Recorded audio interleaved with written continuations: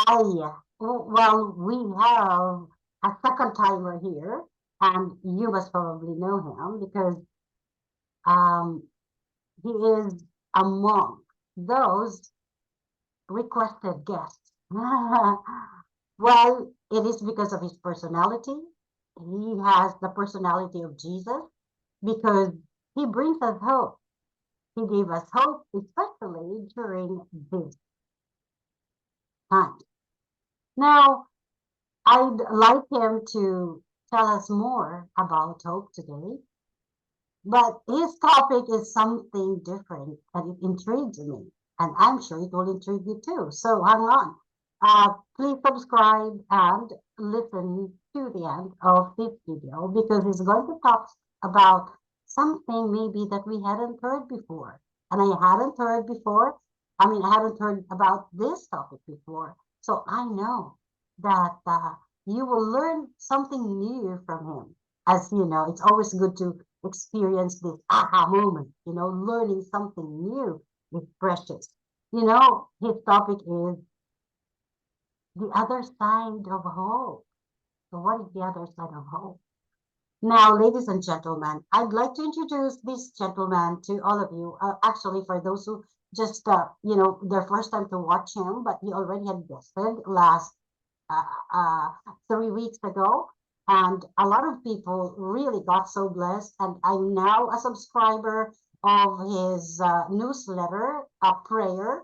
And then he emails his prayers to me, and I pray those, and they are helping me a lot in terms of my soul's and my spirit's nourishment.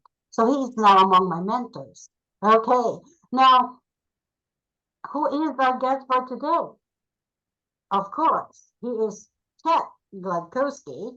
He's a professional career. He's got his professional career in insurance technology arena, looking for better solutions and better technology to better help people because he's a Christian in the marketplace ministry. So even if he was doing something secular, he still has the heart of God, which is the heart for serving. So now Chet uses his memorable and unique communication skills coupled with digital media to approach the pain, issues, and heartache that people face today. Since we can't fix or heal ourselves, we must look to someone else, according to Chet. And that someone else is found in the relationship, a genuine relationship with Jesus Christ as the answer to our greatest need. And I can attest to that because I've been a Christian by name. Until lately, I found someone who really shared with me the gospel, and I found hope in myself. And ladies and gentlemen, again, for the second time, Chet Gladkowski, it is our honor. Well, thank you so much. It's an honor and privilege to be with you all today. And I want to look at when people who know me say, I look at things differently. And that's maybe because of my upbringing, maybe it's because of just the way I'm wired. I look at other sides of things. I look at it from a different perspective in order to find something more. And when it comes to hope, we all like hope. We all need hope, but we want a certain brand of hope, a certain kind of hope. And what I'm going to call it is, and I hope this term's not offensive, but I'm going to call it successful hope. We all want hope that delivers. We all want hope that answers. We all want hope that says, God, I need something. And here it is. Here's a box for it. I figured it all out. And I want you to come giving me hope and answering my need for hope in a certain way. Mm-hmm. And that's a good thing. There's nothing wrong with that kind of hope, with that kind of faith. Mm-hmm. And it's actually spewed all throughout the Bible. The Bible talks about great women and men of faith. In the book of Hebrews, chapter 11, some people call it the hall of faith. And it just gives answer after answer, prayer after prayer, hope after hope of all of these great people and how God intervened, how God came down, how God showed up and helped them in their time of deepest need, their deepest depression, their deepest need of hope.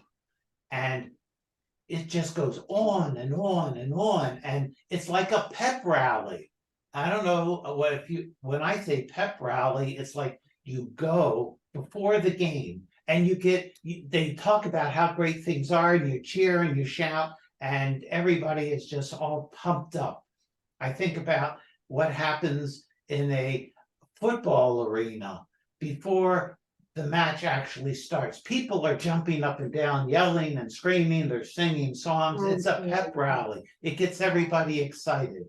And that's what this kind of hope, this kind of faith gives. If I can just read a little section from the middle of Hebrews 11, and the writer just comes unglued and he says, and what more shall I say? I don't have time to talk about, and it talks about all these people of faith who through faith, hope, conquered kingdoms, gave justice, gained what was promised. They shut the mouths of lions, they quenched the fury of flames, and weakness was turned into strength. Isn't that what hope does? Hope lifts us up when we're weak and gives us strength. And it goes on and on about how we need this kind of hope, this kind of faith, this faith that actually comes in, changes life. And we all want that kind of faith, that kind of hope. We need it. But he doesn't stop there. He goes on to describe the other side of faith, the other side of hope. Because let's be honest with one another. We've all needed hope. We've all needed a prayer answered. We've all needed faith. We've all pleaded for God to do something. And there's silence. There's silence. Think about Jesus in the Garden of Gethsemane. He knows exactly what's coming, going to come down crashing on his head, on himself. He's going to be betrayed. He's going to be arrested. He's going to go through mock trials. He's going to be whipped. He's going to be crucified. He's going to die. He knows exactly what's coming, and he prays a prayer of hope. And his prayer of hope is to his heavenly Father and says, if possible, let this cup pass from me, but not my will, but yours be done. He offers up this prayer of hope. And what does God say in return? Exactly. Silence. Nothing. He goes to the cross. It's as if God doesn't hear his prayer. But there's a reason for that. It's this other side of hope. The writer of Hebrews goes on to say that these people were tortured, but there were those who were tortured. They refused to be released. Why? So that they might gain a better resurrection. As we look forward and say, here's my need, oh God, I need you to show up. I'd ask you to consider the possibility that there's something better than my solution, than your solution to the problem.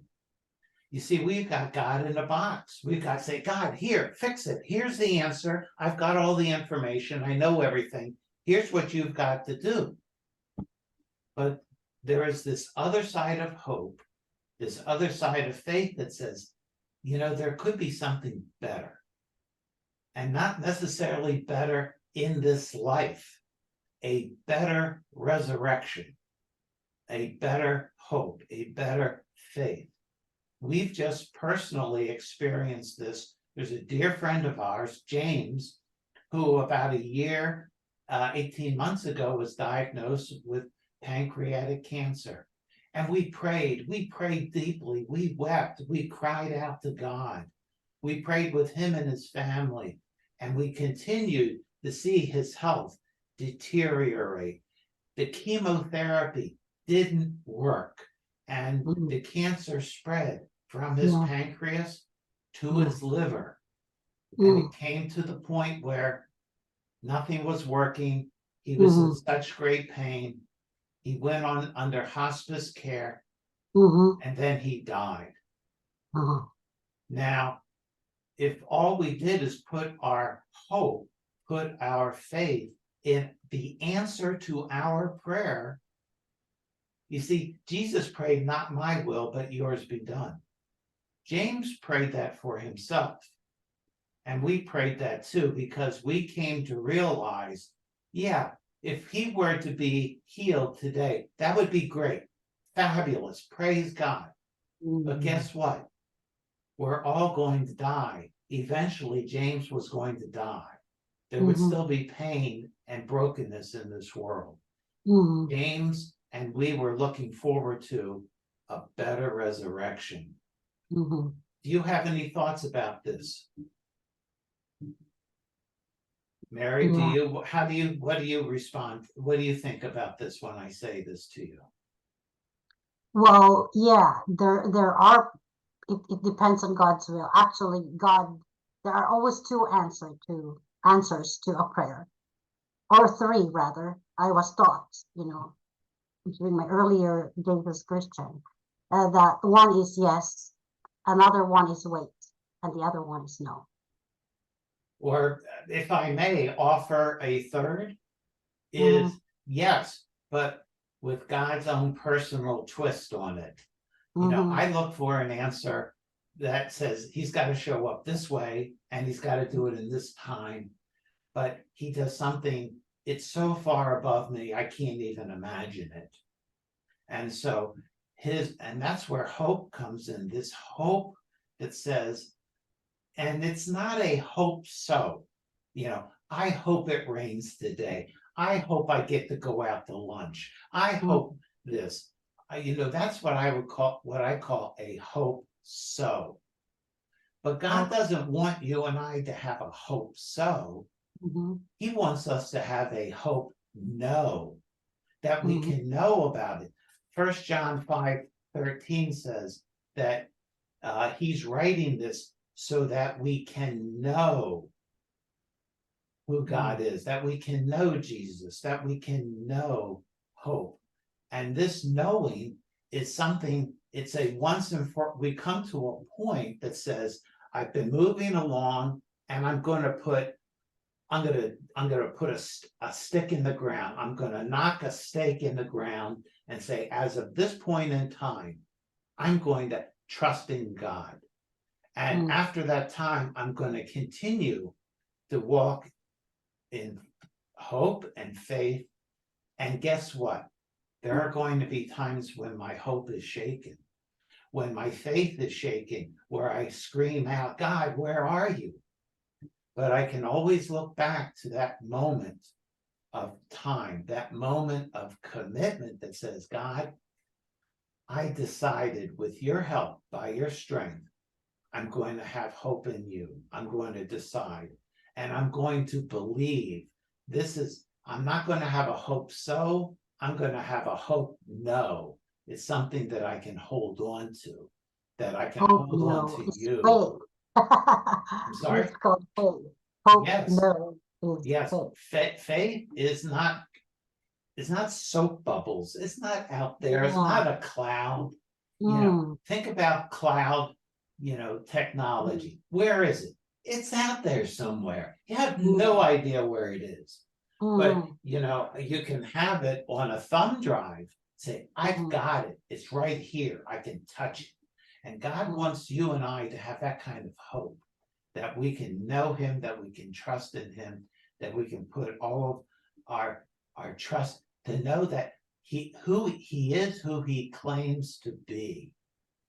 And we can put our trust in him to let him take care of us. And that is this other side of hope, a hope that says it doesn't have to happen the way I want it. Can I tell you a story of hope? Sure. Yes. Um, there was a young girl from born in the same town I'm from, which is Baltimore, Maryland. It's about 90 minutes north of Washington, D.C. And she was born, she was the oldest of four girls, and the family was very active. The parents were active in sports and life. And so the girls picked it up. And this particular girl rode horses, was involved in football, soccer, field hockey, did it all. She had a very active life, very vivacious personality. And at the age of 17, she dove off a pier into a body of water, but it was shallow. And she hit her head and broke her neck right up here, the third cervical. And she became an instant quadriplegic, lost the use of everything below her shoulders.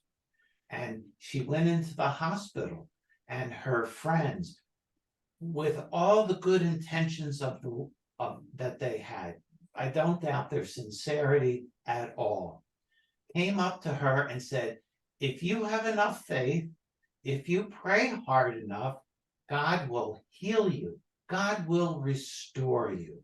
And after 2 years of physical therapy and depression, she came to a realization that they were only half right. God did restore her, but God didn't heal her. Her name is Johnny Erickson. You may or may not know of her. She's published over 50 books. She's she's a painter. Yes, she She painted with a stick in her mouth. Yes, a brush in her mouth. She has recorded 4 albums. She has a daily radio program in over 1,000 stations. She sponsors an organization that reaches out to meet the needs of the physically disabled. She's now been a quadriplegic for 55 years. And she's married to a Japanese, right? And then, I'm sorry? She got married to a Japanese. Yes, she's married now. But she was asked in this, think about it. They asked about her life, and they said, Johnny, you've been a quad for 55 years. You can't get out of bed by yourself. If the covers aren't right, you can't pull them up. You can't get out. You can't make yourself a cup of coffee, more or less drink it. How do you do this? And she said to them, and yet she has all of these ways that she helps people around the world.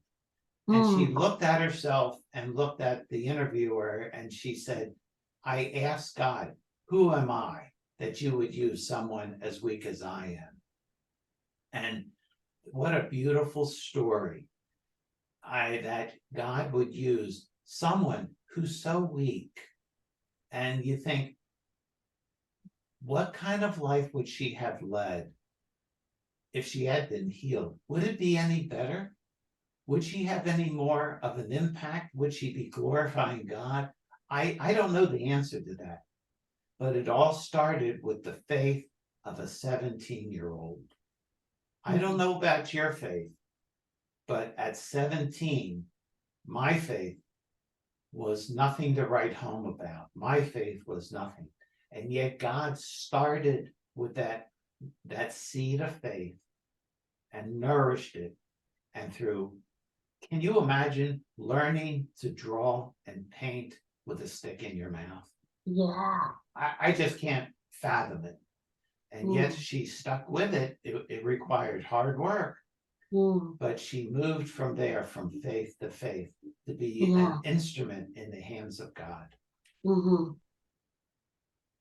And it all started with hope that God wasn't done with her yet, that God could still use a quadriplegic. So when you and I look at our weaknesses, our failings, I look at my failures and the things that have happened to me, that doesn't disqualify me from hope. As a matter of fact, God seems to be pleased to use the weak and the helpless like me.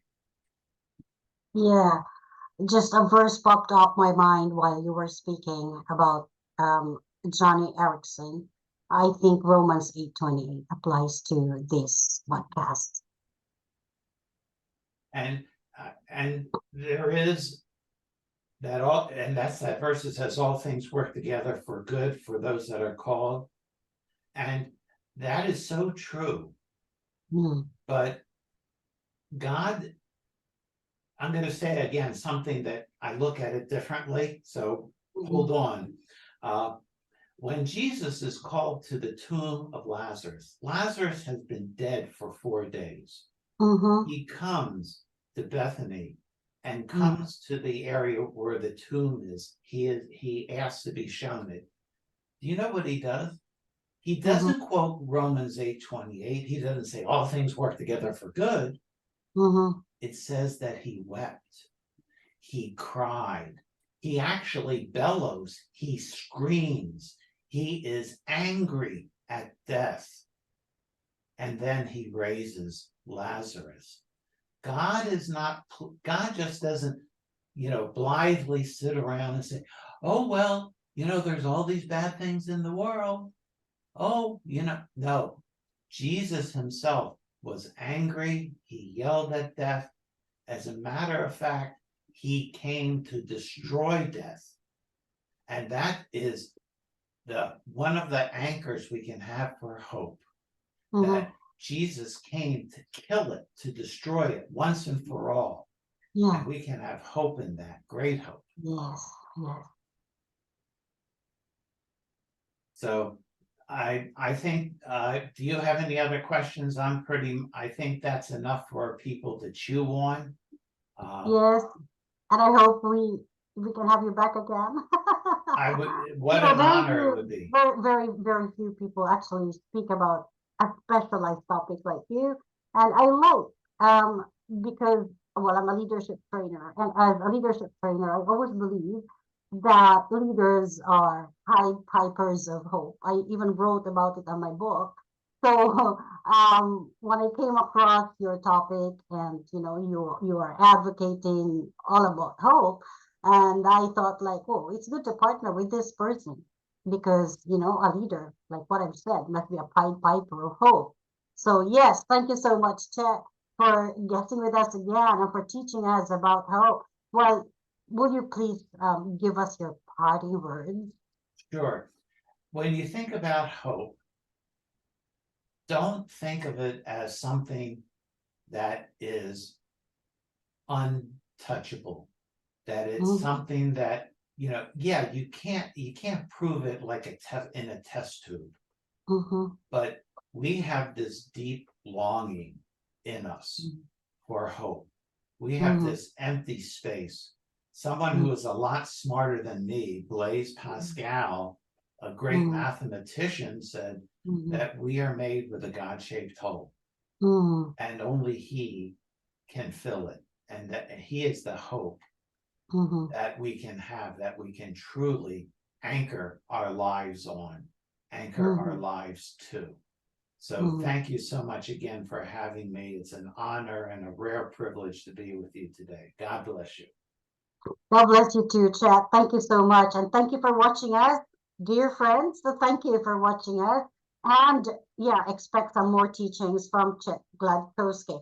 Now, this is our 34th podcast, and I'm so happy that we reached this point. Thank you for watching. Thank you for following us, and thank you for subscribing. And I hope that we are able to give you hope again today.